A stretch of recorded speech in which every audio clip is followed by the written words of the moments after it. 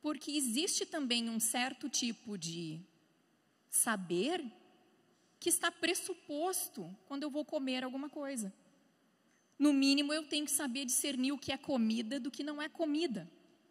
O que é comida de verdade do que é comida de brinquedo. Então, não é só o ato de se alimentar e de comer, ele não é algo simplesmente prático. Ele pressupõe também algum tipo de entendimento sobre aquilo que está sendo feito, para que nós possamos fazer escolhas saudáveis, escolhas por gosto. Como é que a gente sabe o gosto que tem um chocolate? Porque nós provamos o gosto do chocolate. Se alguém nos explicar a composição do chocolate, isso vai até um pedaço, nos dá uma ideia do que é, mas não é a totalidade. Mas para que eu experimente o chocolate, eu preciso também saber que ele é um alimento. Não só, porque aquilo que não é alimento nós não vamos colocar na boca. Então, existe um certo tipo de saber que está relacionado com esse conhecimento que é prático. Mas, o que às vezes a gente pode perceber nos nossos dias é que a gente para na etapa da teoria. Seja ela de forma mais superficial, seja ela de forma um pouco mais estudada. Nós ficamos ali, lidando com a receita, mas nós não temos feito muitas vezes a aplicação dessa receita na nossa vida. Mas quando Deus se revela, e é só por isso que nós podemos conhecê-lo, quando Deus se revela, é para que Ele seja conhecido. Deus não é um objeto de estudo, para que a gente apenas lide com Ele como lida com outras ciências. E eu sou muito a favor de que a gente estude e conheça, mas que a gente não faça isso separado de conhecer a Deus.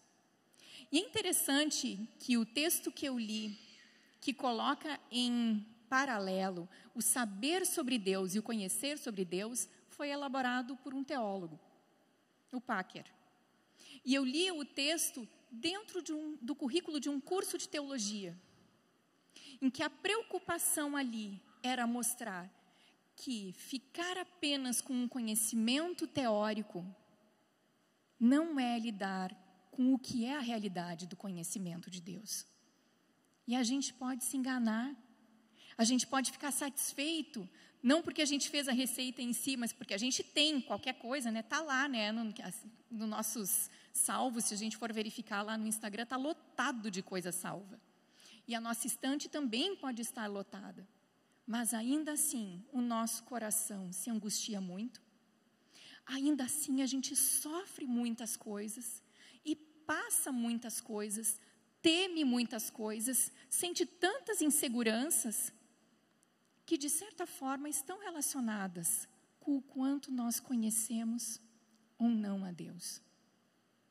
E o texto do Packer segue falando sobre que nós podemos saber muito de forma superficial ou não, mas que não é dessa forma que Deus intenta ser conhecido. E que assim como, não na mesma proporção, mas de forma semelhante, nós experimentamos, ao nos alimentarmos, a saciedade, experimentamos com todos os nossos sentidos e todo o nosso ser se envolve com o ato da alimentação, o conhecimento de Deus envolve todo o nosso ser. Então, existe uma dimensão do nosso entendimento. O nosso entendimento muda quando nós conhecemos a Deus. A gente passa a olhar para a realidade e perceber ela de uma outra forma. E a Bíblia vai falar isso de muitas formas, que os nossos olhos são abertos. E muitas vezes, quando se diz, antes não via, agora vejo, é nesse sentido de perceber a realidade que nos cerca de uma outra forma. Ter os olhos abertos, isso tem a ver com o nosso entendimento. Mas o conhecimento de Deus mexe com o nosso entendimento, mexe também com as nossas emoções.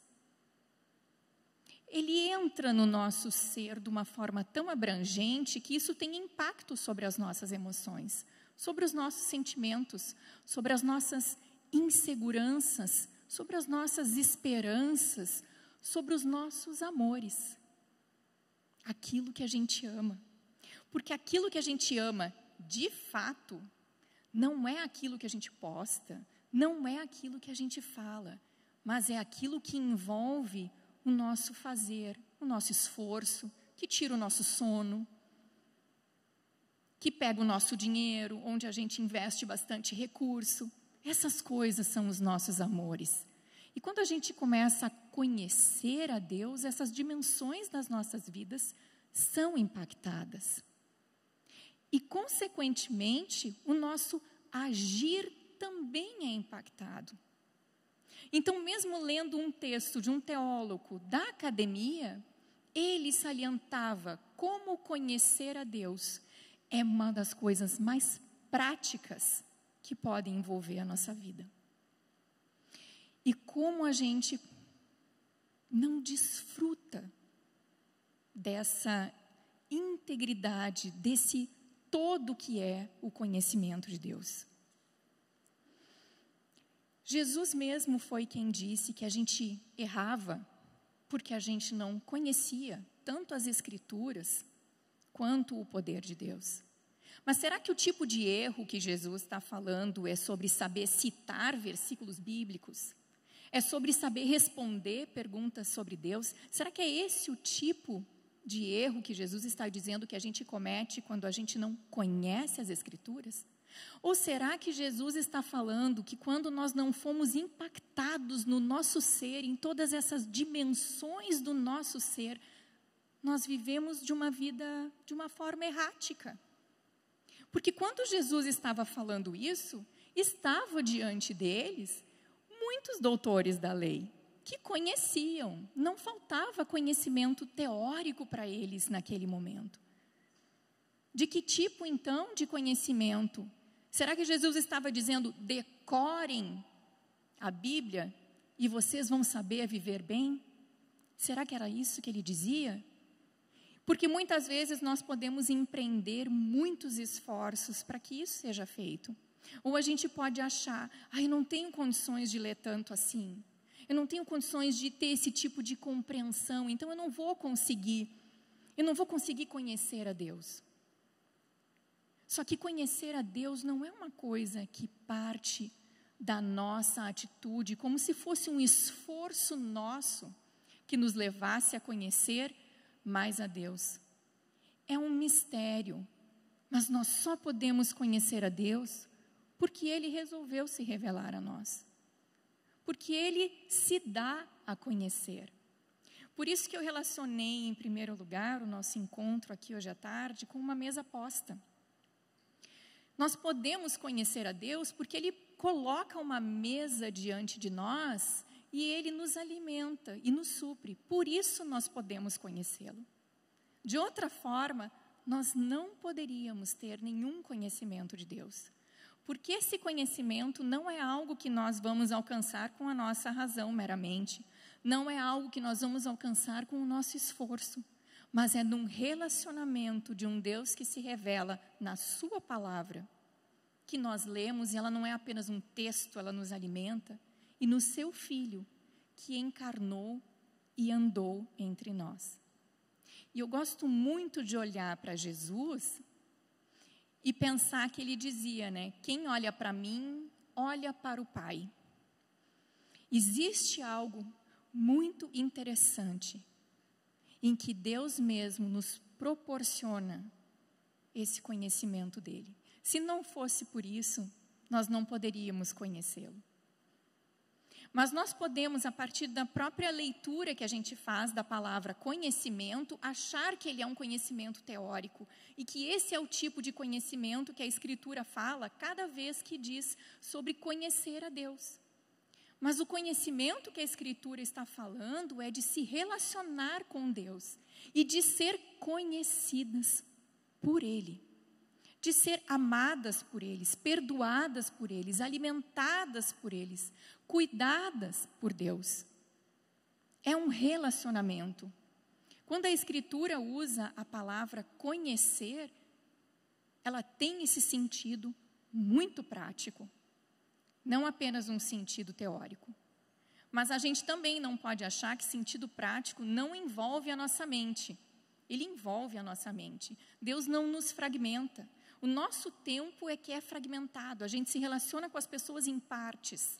A gente se relaciona... Existe um lado muito positivo de eu conseguir conversar com a minha irmã que mora na Argentina através de uma rede social. Eu consigo diminuir uma distância, mas eu não tenho todas as dimensões da minha irmã presente quando eu converso com ela por uma rede social. Eu não posso abraçá-la, eu não vejo o rosto dela, eu não consigo ver a feição dela. Eu tenho ela em partes. Mas quando Deus se relaciona conosco, Ele quer o nosso ser inteiro e Ele lida com o nosso ser inteiro. Ele lida com o nosso intelecto e Ele lida com a nossa emoção. É um erro a gente fazer separações entre essas coisas e achar que ou Deus vai lidar apenas com as nossas emoções e nós não precisamos fazer leitura bíblica, que nós não precisamos nos aprofundar em entender certas coisas. Porque Deus lida com o nosso coração. Coração, no sentido bíblico, não envolve apenas emoções. Envolve o íntimo do nosso ser. O que nós somos inteiramente, aquilo que nos move, o centro da nossa personalidade. Então, quando a gente lê que Deus quer lidar com o nosso coração, Deus quer lidar com o que existe de mais íntimo e que nos move, com a nossa totalidade e individualidade de cada uma de nós. E ali estão os nossos medos, ali estão os nossos amores, ali está o nosso entendimento sobre essa vida. Está ali no nosso coração.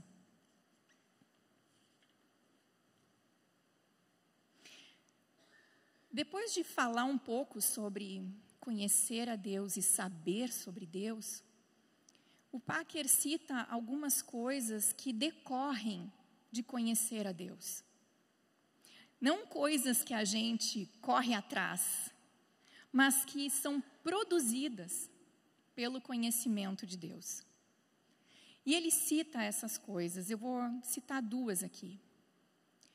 Uma delas é que conhecer a Deus afasta coisas de menor importância da nossa mente e do nosso coração.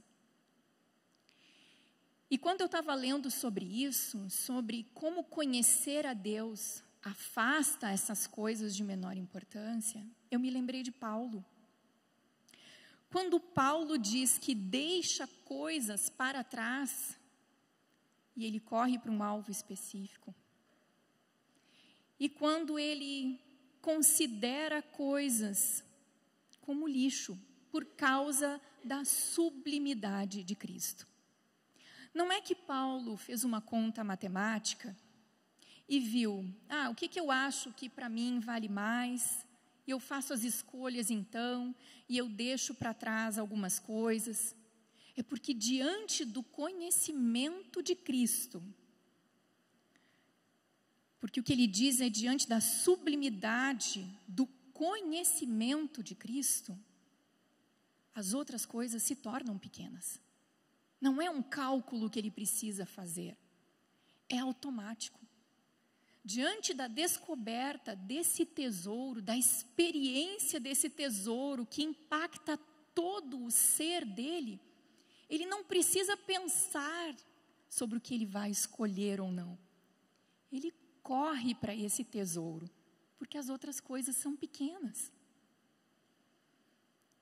E a segunda coisa é que aqueles que conhecem a Deus alcançam grande contentamento em Deus, pois nada se compara com a satisfação que conhecer a Deus produz.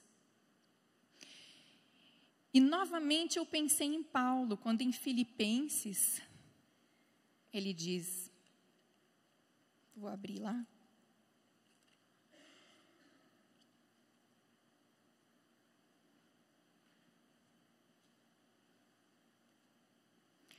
Filipenses 3:8, ele diz, na verdade, considero tudo como perda por causa da sublimidade do conhecimento de Cristo Jesus, meu Senhor.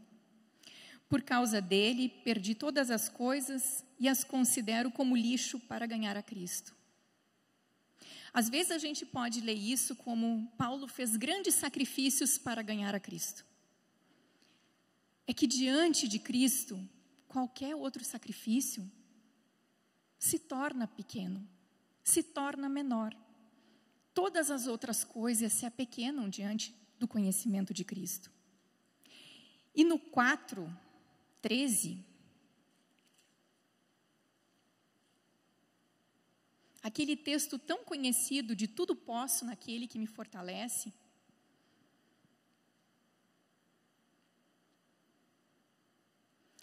que ele diz, a partir do 12, sei o que é passar necessidade, sei também o que é ter em abundância.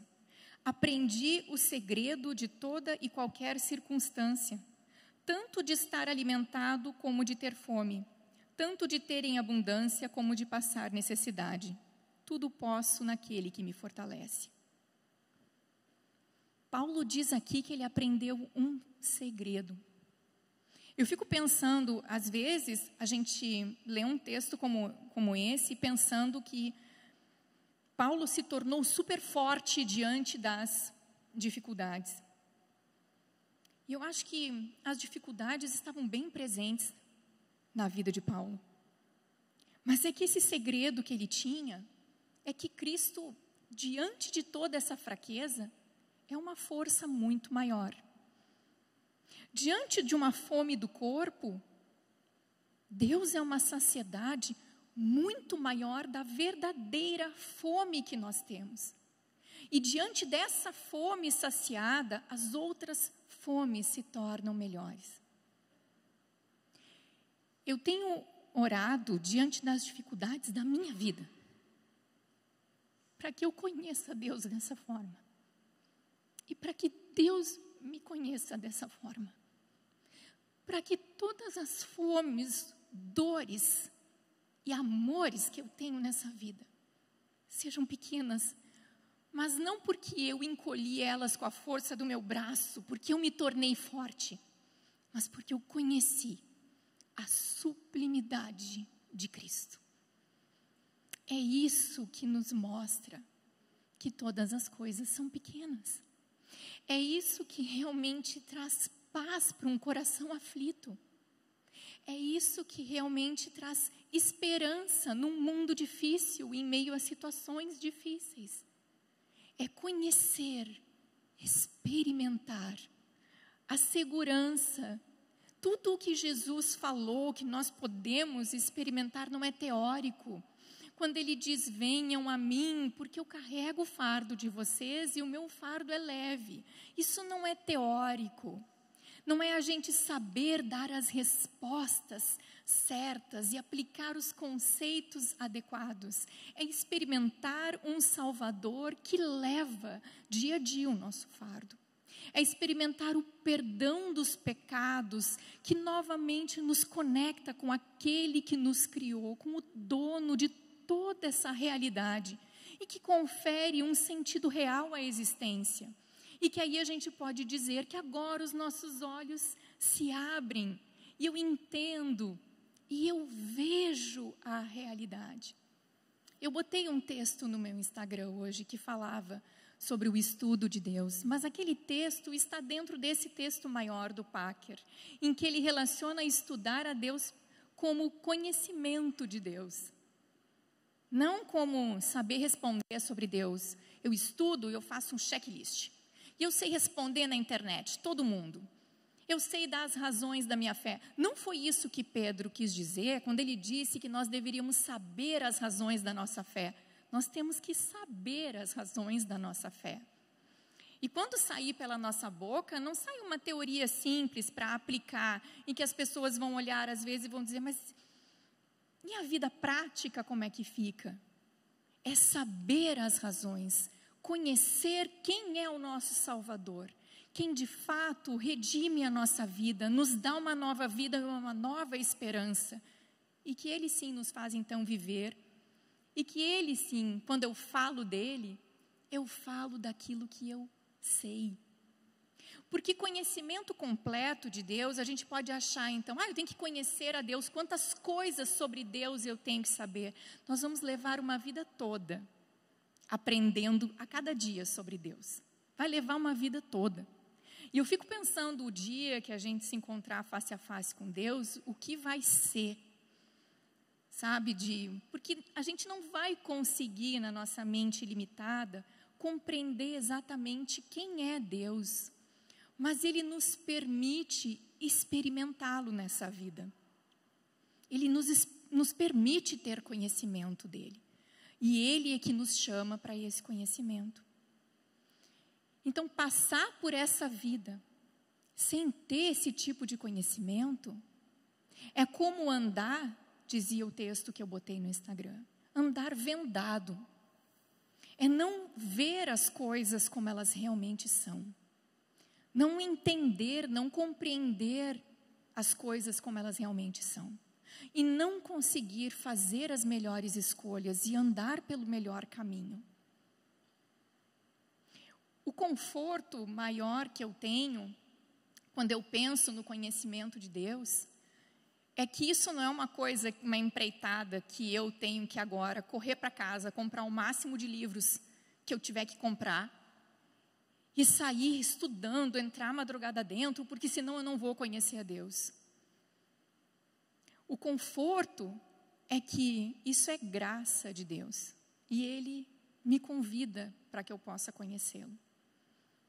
E é Ele que se dá a conhecer. E hoje, quando eu pensava sobre isso e pensava sobre o que o conhecimento de Deus produz, como afastar da nossa mente e do nosso coração essas coisas de menor importância, afastar esses medos, eu fiquei pensando o quanto eu tenho conseguido conhecer e experimentar de Deus para Ele afastar do meu coração e da minha mente essas coisas. E o Packer citava uma coisa bem interessante, ele dizia, eu imagino que Paulo considera essas coisas como lixo. E quando a gente considera algo como lixo, a gente não fica pensando nelas o tempo inteiro. O que ocupa a nossa mente são as coisas que têm importância para nós. Então, quando a gente percebe no que a nossa mente está ocupada, nos problemas, nas dificuldades, o que tem ocupado o nosso coração, o que tira o nosso sono, a gente pode perceber o quanto nós temos conhecido ou a gente está sabendo algumas coisas sobre Deus. Lidando com Ele como uma receita que não cumpre o seu final, o seu objetivo. Ao mesmo tempo, eu pensava sobre a satisfação de conhecer a Deus. A gente tem uma noção do que é estar satisfeito depois de fazer uma bela refeição. A gente chega com fome, como é bom ser saciado com uma bela refeição. O que Deus nos promete é a satisfação do nosso ser. E será que nós temos encontrado essa satisfação? Será que a gente não tem corrido de um lado para o outro? E está comendo comidas falsas por aí, coisas que não alimentam de fato? Será que nós temos sentado a essa mesa que Deus coloca diante de nós todos os dias? Porque então é dessa forma que eu encaro a palavra e a Escritura. Não como um objeto que eu tenho que ir atrás de conhecimento teórico e decorá-la para saber dizer coisas sobre ela, mas como um alimento posto para mim, com uma mesa posta diante de mim para me alimentar a alma todos os dias. Ela é alimento. O Christian costuma dizer, às vezes quando a gente pergunta para uma pessoa se ela está conseguindo fazer devocional, se ela está conseguindo orar, a pessoa entende aquilo como uma cobrança ou como tem que fazer aquilo para responder para o pastor. E aí o Christian argumenta, mas é que isso é bom para a pessoa não faz isso para o pastor, os filhos não fazem isso para os pais, não é nesse sentido. Quando a gente come uma comida, a comida é benefício para o corpo que está comendo aquela comida. E o conhecimento de Deus é isso, é comer essa comida nessa mesa posta. é abrir o coração em oração e é receber essa comida. Conhecer a Deus é receber. É isso que é receber o que Deus tem para nós. Então, numa tarde como essa,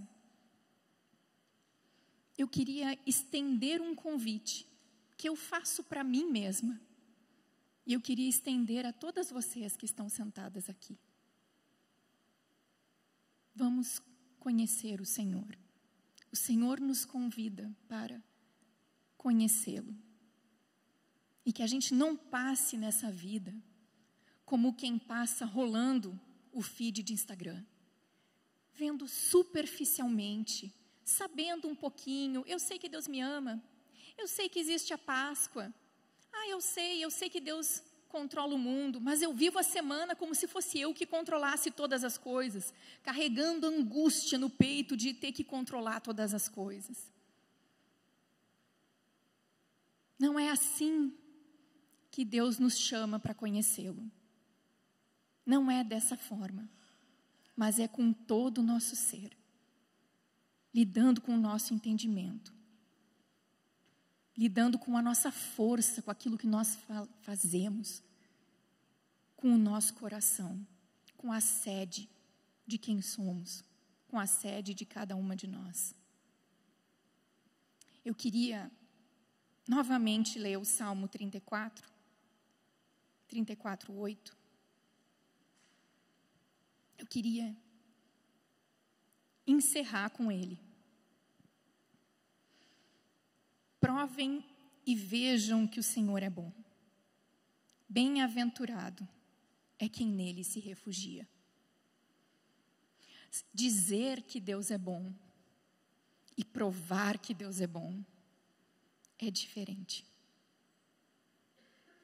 Dizer que Deus é bom pode às vezes nos levar a achar que Ele é tão bom quanto qualquer outra coisa que existe aí fora. Desequilibra a nossa balança. A gente vai dizer que Deus é tão bom quanto casar. Ou até a gente pode, na prática, achar que casar é melhor, porque a gente vive mais angustiado em função de não casar do que de ter a Deus. A gente pode achar que ter um filho é melhor do que Deus. A gente pode achar que ter determinada profissão é melhor, de forma prática. Porque a gente se move por esse tipo de bom, porque essas coisas ficam do mesmo tamanho que o bom de Deus, porque nós não provamos esse bom de Deus. Como a gente vai fazer comparação entre duas tortas que nós não experimentamos? Como é que a gente indica ou como é que a gente faz escolha daquilo que a gente não conhece? É por isso que Paulo fez a escolha dele. Porque ele experimentou esse Senhor Salvador e todo o resto ficou pequeno. E o coração dele foi preenchido e o ser dele foi saciado. Então, nessa tarde, Deus diz para nós: provem e vejam que eu sou bom. Vocês vão ser bem-aventuradas, satisfeitas, felizes, se refugiando em mim. E diante disso, dessa sublimidade de conhecer, de ser conhecidas por Deus assim, todo o mais fica pequeno. O nosso ser encontra satisfação, encontra a verdadeira esperança. Pode prosseguir mesmo em meio aos dias mais difíceis e turbulentos, porque existe um alvo bem claro e sublime que nos orienta a caminhada aqui todos os dias.